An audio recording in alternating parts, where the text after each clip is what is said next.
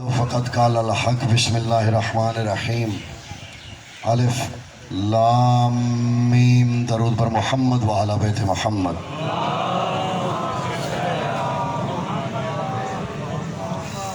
صاحب زمان کے ظہور میں تاجیل اور سرکار کی سلامتی کے لیے درود پاک کا ہدیہ بارگاہ کو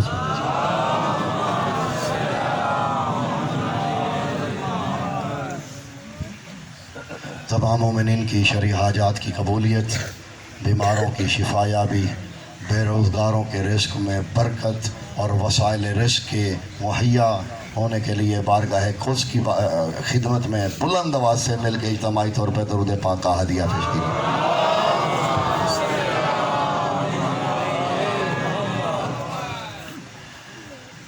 سامعین گرامی قدر، کارخانہ تکوین و تدوین کا آغاز حسین کے نام سے ہو رہا ہے۔ نظام الہیہ میں چاہے وہ امور تکوینی ہوں یا افعال تدوینی ہوں، کچھ متعلق خلق ہوتے ہیں، کچھ متعلق خالق ہوتے ہیں۔ جو متعلق خلق ہوتے ہیں اس کے لیے تمام امت مسلمہ کے ہاں ایک مشہور حدیث ہے کہ کلما یبدأ بذیبال بسم اللہ الرحمن الرحیم لم یتم الا بالبرکت والرحمت۔ فرمایا جب بھی تم کوئی کام شروع کرنے لگو تو آغاز میں بسم اللہ کہو۔ جس کام کا آغاز بسم اللہ سے ہوگا وہ اللہ کی رحمت سے تمام ہوگا اور اس کی برکتیں اس میں شامل ہوں گی۔ یہ حکم مخلوق کے لیے ہے، یہ تکوینی حکم ہے کہ جب بھی، اور یہ بسم اللہ اتنی قدیم ہے کہ اگر آپ کے خیال میں ہو کہ شاید اس کا تعلق قرآن کے نزول سے ہے یا شریعت محمدی سے ہے، تو یہ ایسا نہیں ہے کہ حضرت نوح بھی اپنی کشتی کے بارے میں یہی کہا کرتے تھے بسم اللہ و مجریہا، میری کشتی بسم اللہ سے ہی چلتی ہے۔ جی تو یہ بسم اللہ اتنی قدیم ہے کہ نوح کو بھی مدد کی ضرورت پڑی تو انہوں نے بھی یہی کہا کہ بسم اللہ و مجریہا، کہ میری کشتی کو جب بھی چلنے کے لیے مدد درکار ہو تو میں بسم اللہ پڑھتا ہوں۔ تو یہ وہ اسم اعظم خفی و جلی ہے، کچھ جانتے ہوئے نہیں جان پاتے اور کچھ واقعاً نہیں جانتے، لیکن یہ افعال تو خلق ہیں۔ خالق جب اپنے کام کی ابتدا کرتا ہے، میں حیران ہوا جب اس نے مخلوق بنانے کی ابتدا کی تو محمد کے نام سے کی، جب اس نے سال کو شروع کیا تو اسی کے نواسے حسین کے نام سے کیا۔ تو یہ متعلق خالق ہے۔ ظاہر ہے کل میں نہیں حاضر ہو سکا تھا، جانتے ہیں آپ، مجبوری تھی، اس کے لیے باخدا میں دل سے دعا گو ہوں۔ میں مصروف تھا، بہت مصروف تھا، 5 عشرے ہیں، لیکن یہ عشرہ میرے لیے سب سے اہم ہے۔ تو میں ظاہر ہے ذہنی اذیت میں تھا، اور میں جتنی شدت گرمی حبس اور جتنی محنت کی، پیر اون شاہ جی نے، پیر حسن شاہ جی نے، ڈاکٹر صاحب تشریف لے کے گئے، باقی کافی مومنین آج مجھے جو خبر آئی، اور ظاہر ہے شاید آپ کا اپنا کام ہوتا تو اتنی حبس میں آپ نہ جاتے، تو جس کے لیے آپ گئے ہیں میری اس منبر سے دعا ہے اس کا صلہ دنیا اور آخرت دونوں میں حسین کی پاک اماں آپ کو دے۔ تو یہ سلسلے شخصیات سے نہیں چلتے، شخصیات باقی ہیں ان سلسلوں کی وجہ سے، تو یہ انشاءاللہ باقی رہیں گے، جاری و ساری رہیں گے۔ میں نے آغاز کر دیا ہے، اب یوں سمجھیے آج ہی آغاز ہے، آج ہی ابتدا کرنے لگے ہیں۔ سرکار کی حدیث ہے رسول اللہ کی، میں اسی سے تبرکاً آغاز کرنے لگا ہوں۔ میں 3 پڑھ کے آیا ہوں، یہ چوتھا ہے، 5واں جا کے لاہور پڑھنا ہے۔ ساؤنڈ والا لگتا ہے کسی سے ملا ہوا ہے۔ آپ تک آواز آ رہی ہے؟ اسی سے گزارا کیجیے گا آپ. سرکار فرماتے ہیں، توجہ فرماتے ہیں، ان اللہ جعل محبت علی فی قلوب المؤمنین. جاگیے گا، میں ترجمہ بھی بعد میں کرتا ہوں. ان اللہ جعل محبت علی فی قلوب المؤمنین وجعل محبت الحسین فی قلوب المؤمنین والکافرین والمشرکین حتی الملحدین سوى المنافقین. فرماتے ہیں اللہ نے علی کی محبت ہر مومن کے دل میں رکھی ہے. یعنی اگر کوئی دعویٰ ایمان کرے تو لازم ہے اس کے دل میں محبت علی ہو. فرماتے لیکن حسین کی محبت اللہ نے مومن کے دل میں رکھی، کافر کے دل میں رکھی، مشرک کے دل میں رکھی، حتیٰ کہ ملحد کے دل میں رکھی. صرف منافق کو اس کے لائق نہیں سمجھا. منافق اس کے لائق نہیں ہے. باقی کافر ہو، مشرک ہو، ملحد ہو، حسین کی محبت دل میں ہے. میں اسے سمیٹوں شیعہ سنی دوستوں کا نتیجہ یہ نکلتا ہے، علی کو ماننے کے لیے مومن ہونا ضروری ہے، حسین کو ماننے کے لیے انسان ہونا ضروری ہے. سبحان اللہ. حسین عالم انسانیت کی مشترکہ میراث ہے. جو حیران ہو رہے ہیں، میں اردو میں ہی پڑھ رہا ہوں، حیرانگی سے نہیں دیکھنا. ہوا کرنی ہے، ویسے گرمی کی شدت ہے، لیکن ابھی انشاءاللہ ولایت علی کے جھونکے سے موسم اندر اور باہر کا دونوں ٹھیک ہو جائیں گے. اسی کے لیے تو کہا تھا انسان کو بیدار تو ہو لینے دو، ہر قوم پکارے گی. کیونکہ حسین کو تقسیم مت کیجیے. حسین مشترکہ میراث ہے، کسی ایک کے کھاتے میں مت ڈالیے. اس لیے بلکہ اسی حدیث کی ترجمانی کی ہے شاعر نے کہ انسان کو بیدار تو ہو لینے دو. سمجھ لینا جو حسین کے در پہ آ گیا ہے یہ بیدار ہے، جو نہیں آیا یہ ابھی تک سو رہا ہے.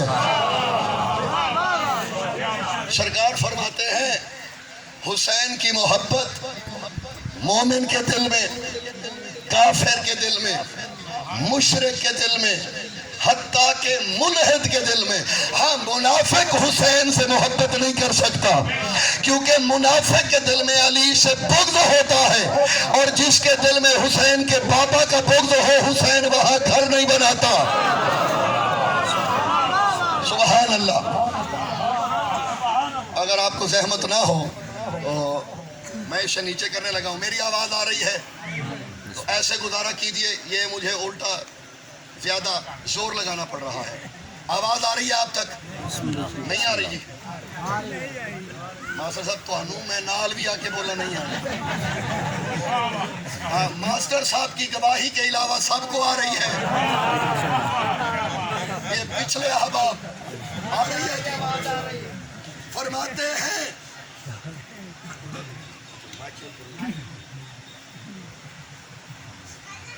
آواز بلند تر صلوات.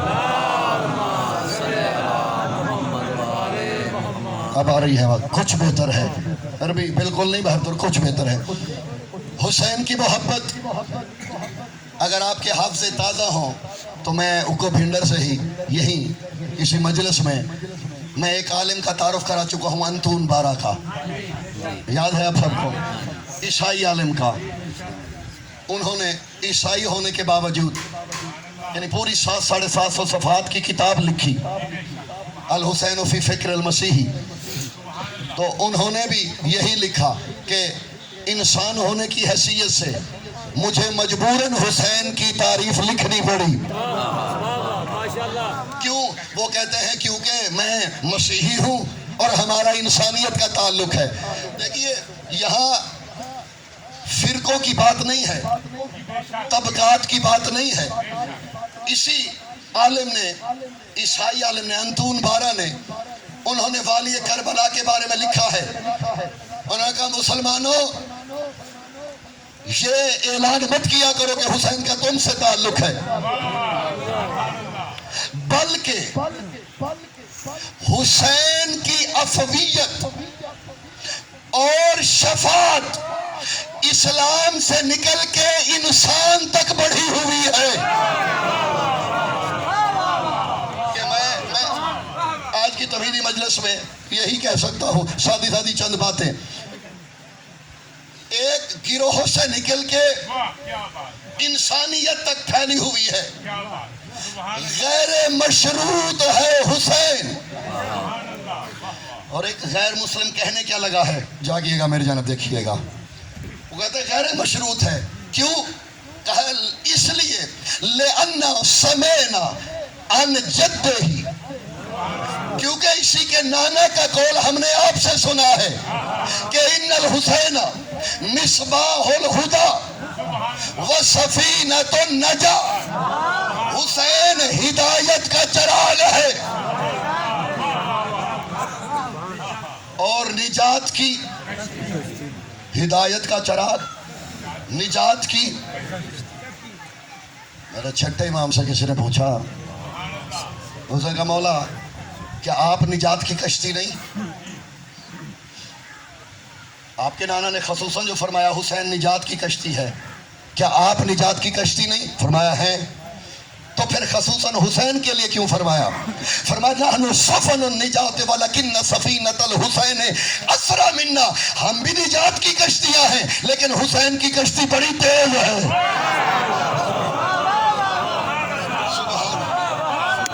کشتیاں ہم بھی نجات کی ہیں لیکن حسین کی کشتی، دیکھیں کشتی نوح کی بھی تھی.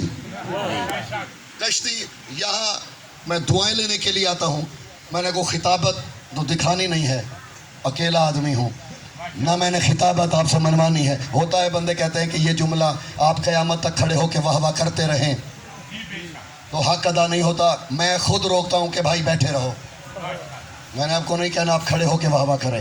مجلس کا ماحول ہے یہ اسی میں اچھا لگ رہا ہے، اور آپ نے قیامت تک بھی واہ واہ نہیں کرنی، لیکن جملے کو یہاں جگہ دینی ہے. جی، کشتی نوح نے بھی بنائی، کشتی حسین نے بھی بنائی، لیکن باخدا آج کی اس نشست میں میں یہ ایک جملہ کہہ کے جاگنا اور بیدار رہنا، ایک جملہ کہہ کے اگر میں بیان سمیٹ لوں، میں اپنے ایمانی میزان میں تول کے کہہ رہا ہوں کہ آج کی کیا پورے عشر کی نشست اسی میں آ جائے گی. میری طرف سے تمہیں ہدیہ ہی دینا ہے. کشتی نوح کی بھی ہے، کشتی حسین کی بھی ہے، دونوں میں بڑے فرق ہیں. پہلا فرق بتاؤں، نوح نے آخری صدا لگائی تھی، جس نے آنا ہے آئے. کشتی جب چل پڑے گی پھر کوئی راہ نہیں بچے گا. حسین نے مقتل میں کھڑے ہو کے کہا لوگوں میری کشتی قیامت تک رواں دواں ہے، جب جس کا دل چاہے آ کے بیٹھ جائے.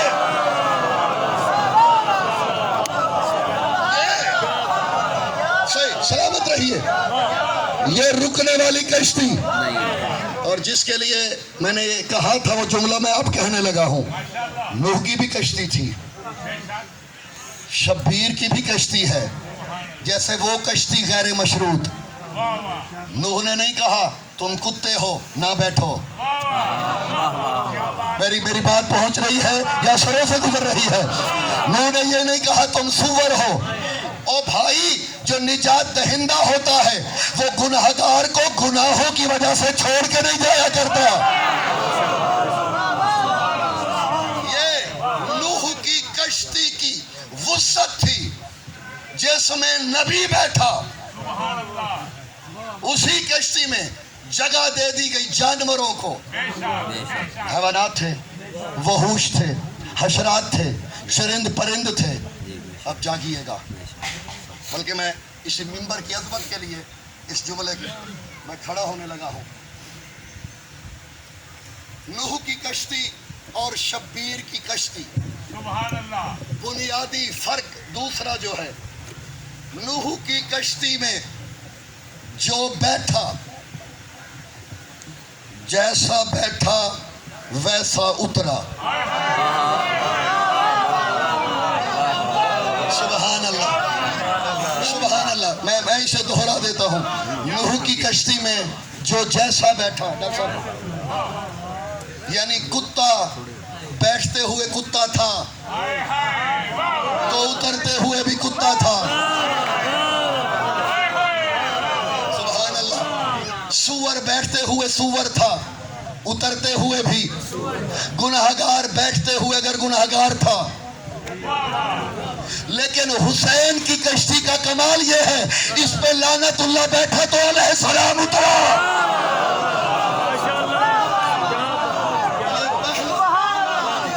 بنیادی فرق ہے. کہ ہور جب لشکر یزید میں تھا, کیا خیال ہے اس میں, اس کے بارے میں تھا لعنت اللہ.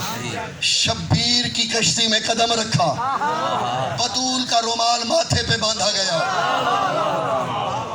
یہ شبیر کی کشتی کا کمال ہے. یہ سراشت, تینت, جبلت, ماہیت, فطرت, تمغہ, منصب, القاب, حیت, سب کچھ بس آن کی آن میں پلٹ دیتا ہے. جی, لعنت اللہ ہو تو علیہ السلام بناتا ہے, گناہگار ہو تو معصوم قرار دیتا ہے. اور معصوم بھی ایسا کہ شبیر اس کا خون اپنے خون میں ملانا فخر سمجھے. سبحان اللہ. جون نے کہا تھا, مولا میں جانے لگا ہوں آپ کا حکم لے کے, پیغام.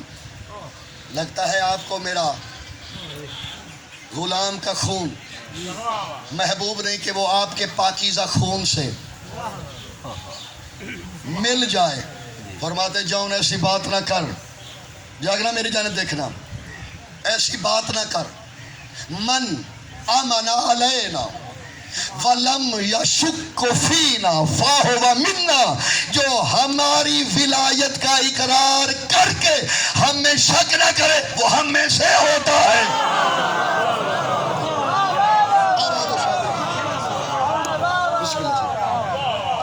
شرط یہ ہے, آنا ہے تو پھر شک نہیں کرنا. تو یہ انتون بارہ نے یہی جملہ کہے. اس نے کہا اس کی نجات کی کشتی اتنی وسیع ہے کہ ایک طبقے کے لیے نہیں ہے. کس کس کے لیے, میری جانب دیکھیے گا. وہ کہتے ہیں کیونکہ یہ ہدایت کا چراغ ہے, اور ہدایت کی ضرورت ہمیشہ گمراہوں کو ہوتی ہے. جاگیے گا, میری جانب دیکھیے گا. وہ کہتے ہیں جو جتنا بڑا گناہگار ہو, حسین کا در اس کے لیے اتنا وسیع ہوتا جاتا ہے. شرط یہ ہے آنا چاہے. ہمارے عالم ہیں, میرے سینئر کلاس فیلوز میں سے بھی ہیں, شیخ ماجد نبیل بصراوی, بصرہ کے رہنے والے ہیں. انہوں نے کتاب لکھی ہے اسی موضوع پہ. تو انہوں نے ایک جملہ بڑا حسین لکھا ہے. وہ کہتے ہیں کہ ہر روز دن میں 2 دفعہ, فجر کے بعد, مغرب کے بعد, حسین کی آواز آتی ہے, لوگوں میری کشتی کنارے پہ ہے, کسی نے بیٹھنا ہو آ جائے.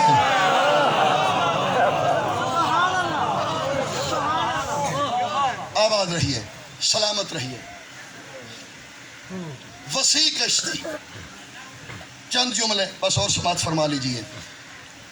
اس نے کہا اسے سمیٹو مت, چھوٹا مت کرو, انسانیت میں پھیلا دو. کیوں؟ اس نے کہا انہو کل عطر العصفور. وہ کہتے ہیں اس لیے اچھائی کو پھیلاتے ہو, اچھائی نظر آتی ہے, برائی کو پھیلاتے ہو, برائی نظر آتی ہے. وہ کہتے ہیں حسین انسانیت کے لیے عطر کا کام دیتا ہے. میں بات سادی ہے, زیادہ مشکل تو نہیں. انسانیت کے لیے عطر کا کام دیتا ہے. اسے جتنا پھیلاتے جاؤ گے انسانیت اتنی ہی خوشبودار ہوتی جائے گی. آباد و شاد رہیے. لینن کا نام کس نے نہیں سنا؟ غرافہ تشریف فرما ہے, پڑھتے رہتے ہیں مستشرقین کو بھی. لینن بہت بڑا نام ہے. لینن سے کسی نے پوچھا آدھی دنیا تیری پیروکار ہو گئی ہے, آدھی دنیا تیرے پیچھے چل پڑی. تو نے بھی کبھی سوچا کہ تو کسی کے نظریے سے متاثر ہو جائے؟ اس نے کہا نہیں، میں نے یہ کبھی سوچا نہیں کہ میں کسی سے متاثر ہوں گا. اگر میں یہ سوچتا تو لوگ مجھ سے نہ ہوتے. بہت بڑا لیڈر ہوا. اس نے کہا نہیں، میں نے ایسا کبھی نہیں سوچا. اس نے کہا دنیا میں اتنے لوگ گزرے ہیں، کسی نے تجھ پہ اثر نہیں کیا؟ اس نے کہا کسی نے بھی نہیں.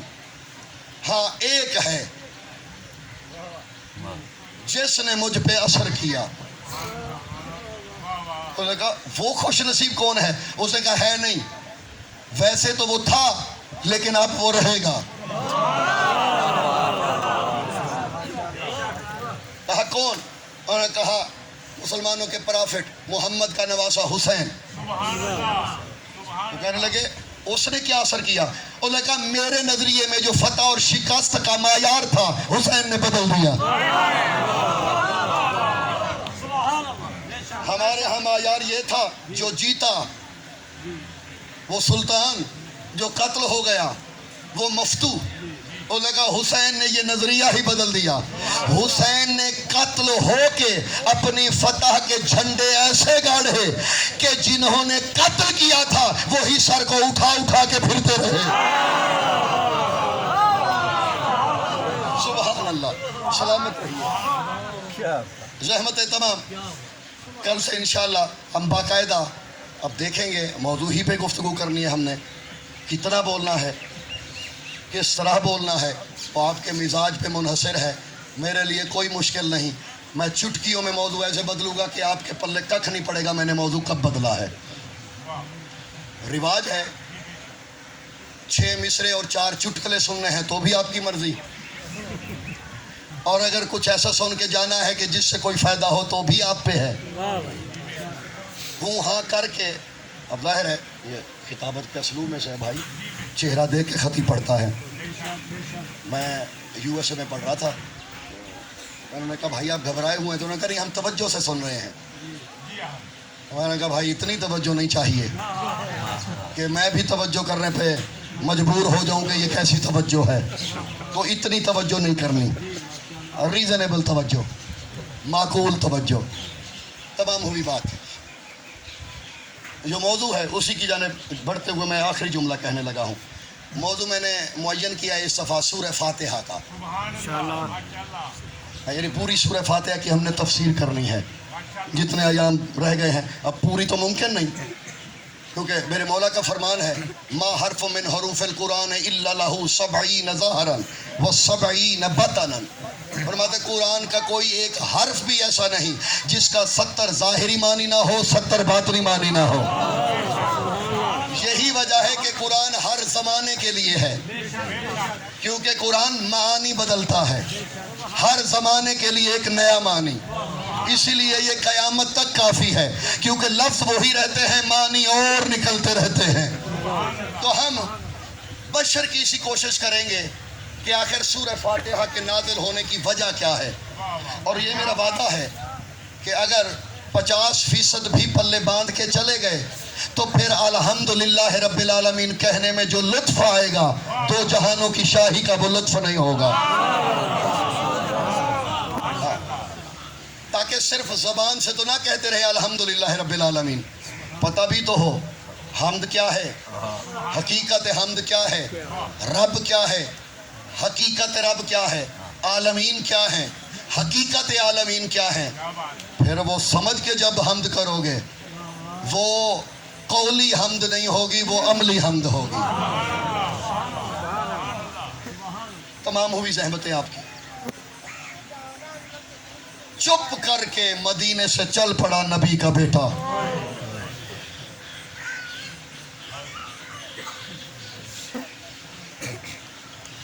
ایام اعزاء ہے، جس مکتب فکر سے آپ کا تعلق ہے، اگر مظلوم سے کچھ ہے تعلق آپ کا، یہ مخصوص چند راتیں ہوتی ہیں زہرا کے بیٹے کے رونے کے لیے. نہ تو ذاکر کا انتظار کیجئے، نہ کسی خطیب و واعظ کا. تصور میں سجائیے بس یہی باتیں. ابھی محمل رکے ہیں کربلا میں، خیمے دریا سے ہٹائے جا رہے ہوں گے. نبی کی عطرت کربلا میں پیاس سے تڑپ رہی ہوگی. حسین کا مدینہ چھوڑنا اتنا آسان نہیں. شیعہ سنی دوستو، عبداللہ ابن عفیف صحابی رسول ہیں، آنکھوں سے اندھے ہیں، کانوں سے بہرے ہیں. اتنا بہرا ہے کہ لا یسمع صوت البرق، بجلی کے گرجنے کی آواز بھی نہیں سن سکتا. عبداللہ ابن عفیف جس شب میں روانگی ہوئی ہے نا زہرا کے بیٹے کی، اپنے بستر پہ تڑپ کے اٹھ بیٹھا. اپنی بیوی سے کہتا ہے میں بد نصیب بجلی کے گرجنے کی آواز نہیں سن سکتا. یہ کس بیوی کے بین ہے جو مجھے تڑپا رہے ہیں؟ اجروں کو من اللہ. جی وضو کا آغاز ہوا، آنکھوں کے وضو کا. اس کی بیوی کہتی ہے تو نے سنا نہیں شبیر مدینہ چھوڑ رہا ہے؟ حیران ہو کے کہتا ہے روکا کسی نے نہیں. سبحان اللہ. یقین آپ کی آنکھیں پہلے سے منتظر تھی. اس کی بیوی کہنے لگی مجھے تو خبر نہیں. کہتا ہے کہ احسان کرو، دیکھ تو میں سکتا نہیں، میرا ہاتھ پکڑو حسین کے پاس لے چلو. آخر میں اس کے نانا کا صحابی ہوں، کچھ تو میرا بھی حق ہے. اس کی بیوی نے سہارا دیا. آئے آ کے کہتے مولا آدھی رات کو تو کوئی بے وارث وطن نہیں چھوڑتا، فرزند رسول ہو، مدینے سے رشتہ ہے آپ کا، آپ آدھی رات کو کیوں چل دیے؟ کسی نے نہیں روکا. فرماتے ہیں ابن عفیف کسی نے نہیں روکا. جو یہاں جملے حساس ترین جملے ہیں، شبیر دیکھ کے کہتے ہیں عبداللہ میں نے تو بابا کی سنت پہ عمل کیا. اس نے کہا مولا کون سا؟ فرماتے لما مر ابی من اسواق المدینہ سلم الناس ولم يرد علیہا وَإِنِّي مَشَيْتُ فِي كُلِّ حَارَةٍ وَسُوقٍ. فرماتے میرے بابا میرے نانا کے گزرنے کے بعد مدینے کے ہر بازار سے گزر کے لوگوں کو سلام کرتے تھے، شاید کوئی مجھے جواب دے دے. کہتے عبداللہ جب سے میں نے پروگرام بنایا ہے نہ جانے کا، میں مدینے کی ہر گلی سے کئی بار گزرا ہوں، شاید کوئی مجھے کہے محمد کے نواسے وطن نہ چھوڑ. اجروں کو من اللہ. کہتے ہیں عبداللہ مجھے کسی نے نہیں روکا. عبداللہ کہتے ہیں مولا میں معذور بھی ہوں، اندھا بھی ہوں، بہرا بھی ہوں، مدد تو اور کوئی نہیں کر سکتا، ایک اذن چاہیے. فرماتے عبداللہ کہو. مولا میں چاہتا ہوں آپ کی روانگی دیکھوں، میری بیوی دیکھے مجھے بتائے. 4 جملے میں نے اور کہنے ہیں، زحمت تمام. عبداللہ کہتے ہیں میری بیوی میرے پہلو میں کھڑی ہوئی، اچانک تکبیر کی آواز بلند ہوئی. میں نے اس کا بازو ٹٹولا، اب کیا ہو رہا ہے؟ وہ کہتے ہیں میں نے دیکھا اونٹوں کی ایک لمبی قطار. عبداللہ کی بیوی اٹھ کے ان کے کہتے ہیں 300 اونٹ ہیں. عبداللہ کہتے ہیں پوچھو ان میں کیا ہے؟ قریب آئی، ساربان کو کہتی ہے ان اونٹوں پہ کیا ہے؟ وہ کہتے ہیں اس پہ علی کی بیٹیوں کی چادریں ہیں. اللہ جانے گھر سے کتنا اہتمام کر کے نکلا تھا یہ خاندان. پھر 70 اونٹ، ان پہ کیا؟ خیمے. پھر عبداللہ کی بیوی کہتی ہے عبداللہ اب محمل آئے ہیں، لگتا ہے خاندان تطہیر میں سے کوئی آنے لگا ہے. کہتے درود کی آواز بلند ہوئی، مدینے کی زمین میں زلزلے آئے. اپنی بیوی کو دیکھ کے کہتے کون آ رہا ہے؟ وہ دیکھ کے کہتی ہے بی بی زینب آ رہی ہے. کہا آنے کا منظر کیا ہے؟ کہا ایسے آ رہی ہے، دائیں بائیں اکبر و قاسم ہے، آگے آگے عباس رستہ بناتے جا رہے ہیں. اس عالم میں آ کے اکبر کی پالنے والی ماں محمل میں بیٹھی. رونے والوں جب سب بیٹھ گئے، آخر میں کہا گیا این علی الاصغر، علی اصغر کہاں ہے؟ کہا گیا وہ صغرا کے پاس ہے. 2 روایات ہیں علماء مقاتل نے لکھی ہیں. کچھ نے کہا بی بی سغرا کو مدینے نہیں چھوڑ کے گئے. علامہ علی نقن کی تحقیق ہے کہ چھوڑ کے گئے. وہ کہتے ہیں دلیل یہ ہے اگر بی بی سغرا مدینے میں نہ ہوتی ام البنین کبھی مدینے نہ رہتی. عباس کی با وفا ماں مدینے میں رہی اس لیے کہ میں حسین کی بیٹی کی خدمت کرتی رہوں گی. آئے سغرا اصغر کے بنا کربلا مکمل نہیں. بابا اکبر چلا گیا میں روتی رہی کوئی شکوہ نہیں کیا. قاسم و محمد چلے گئے ایک اصغر رہنے دیں میں اسے لوریاں دوں گی. کبھی اسے اکبر بنا کے باتیں کروں گی کبھی اسے اصغر سمجھ کے باتیں کروں گی. کہا سغرا اس کے بنا کربلا کی تاریخ مکمل نہیں ہونی. کہا بابا اگر ایسی بات ہے تو پھر امامت کا حکم نہ دینا اصغر کو بس بلاؤ. اگر آ جائے بابا لے جانا نہ آئے تو میرے پاس چھوڑ کے جانا. شیخ ماجد نبیل کہتے ہیں عجیب سا منظر تھا. شبیر نے ہاتھ بڑھائے اصغر بابا کے پاس آؤ. فَأْتَلِكَ الصَّبِيُّ وَدَخَلَ يَدَهُ فِي عُنُقِ فَاطِمَةَ الصَّغْرَىٰ. وہ کہتے ہیں اچانک علی اصغر نے پہلو بدلا اور بی بی فاطمہ صغرا کے گلے میں باہیں ڈال لی. شبیر قریب ہوئے کان میں ایک ہی جملہ کہا اصغر تو بہن کے پاس رہے تیرے حصے کا تیر میں خود کھاؤں گا. اصغر بہن کے ہاتھوں پہ پھر پلٹا.